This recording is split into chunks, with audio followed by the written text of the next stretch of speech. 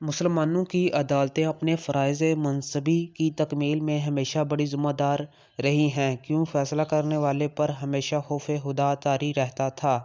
جس عدالت کے قاضی کے دل میں خدا کا خوف ہو، وہ پھر نہ تو رشوت لیتا ہے، نہ جانبداری کا مظاہرہ کرتا ہے اور نہ ہی کسی کے دباؤ میں آتا ہے۔ اس قسم کی مثالوں سے مسلمانوں کی تاریخ بھری پڑی ہے۔ جس زمانے ظہیر الدین بابر نے ہندوستان میں مغلیہ سلطنت کی بنیاد رکھی، اس زمانے میں سندھ پر شاہ حسن ارغون حکومت کرتا تھا۔ یہ 928 ہجری کا واقعہ ہے۔ 34 سال تک وہ سندھ پر حکومت کرتا رہا۔ وہ نہایت خوف خدا رکھنے والا حکمران تھا۔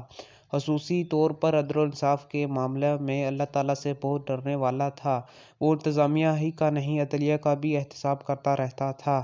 چنانچہ ایک مرتبہ عدلیہ کا احتساب کرنے کے لیے شاہ حسن نے ایک سوداگر سے فوجی گھوڑے خریدے اور اپنی سلطنت کے ایک خاص علاقے میں جا کر بیٹھ گیا۔ سوداگر نے گھوڑوں کے دام مانگے تو معلوم ہوا کہ معاملہ گڑبڑ ہے اور شاہ حسن کی نیت خراب ہے اور وہ سوداگر کو رقم دینے کا ارادہ نہیں رکھتا۔ رقم بہت بڑی تھی، اس وجہ سے سوداگر نہایت پریشان تھا۔ چارو ناچار اس نے عدالت میں دعویٰ دائر کر دیا۔ لوگوں نے بہت ڈرایا کہ حکومت کے خلاف دعویٰ دائر کرنے کے نتائج اچھے نہیں ہوں گے، اور وہ بھی بادشاہ کے خلاف، لیکن سوداگر کے پاس اس کے سوا اور کوئی چارہ نہ تھا۔ آج کل تو صدر مملکت کیا وزیر اعظم اور عام وزراء حکومت کا کروڑوں کا ٹیکس اور قرض ہڑپ کر جاتے ہیں اور کوئی انہیں پوچھنے والا نہیں ہوتا، بلکہ الٹا اعتراض کرنے والوں کو جیل کی کال کوٹری میں ڈھونس دیا جاتا ہے۔ لیکن اس زمانے میں جب کہ عدلیہ خوف خدا کے تحت یہ کام کرتی تھی، وزراء تو ایک طرف، خود صدر مملکت بھی سلطنت کے کسی فرد کی ایک پائی نہیں کھا سکتا تھا، عدالت اس سے فوراً اگلوا لیتی تھی۔ عدالت نے شاہ حسن ارغون کو فوراً سمن جاری کر دیے اور اسے عدالت میں طلب کر لیا۔ وقت مقررہ پر بادشاہ عدالت میں پہنچا اور اسے عدالت میں طلب کیا۔ دوسری طرف سے سوداگر بھی حاضر ہوا۔ سوداگر کی حیرت کی انتہا نہ رہی جب اس نے دیکھا کہ بادشاہ ملزموں کی طرح کٹہرے میں کھڑا ہے۔ بادشاہ کی کس پامرسی کی حالت دیکھ کر سوداگر کو کچھ اطمینان ہو گیا کہ عدالت کسی دباؤ میں نہیں آئے گی۔ آخرکار مقدمہ کا فیصلہ ہوا اور بادشاہ نے سوداگر کو پوری رقم فوری طور پر ادا کرنے کا وعدہ کیا۔ مقدمہ ختم ہوا تو قاضی نے اپنی جگہ سے اٹھ کر بادشاہ کی تعظیم کی۔ اس سے قبل قاضی صاحب بالکل ایسے بیٹھے ہوئے تھے جیسے وہ بادشاہ کو جانتے ہی نہیں۔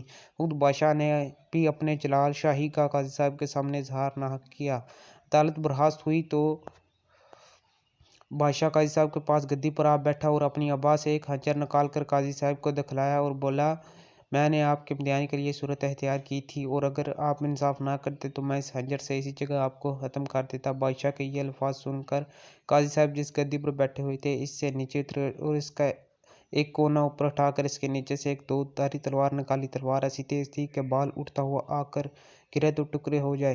پھر قاضی صاحب نے بادشاہ سے کہا، حضور یہ تلوار ملاحظہ فرمائیے، میں تو آج گھر سے یہ طے کر آیا تھا کہ اگر آپ حکام شریعت سے ذرا بھی پھر گئے تو اس تلوار سے آپ کا سر قلم کر دوں گا۔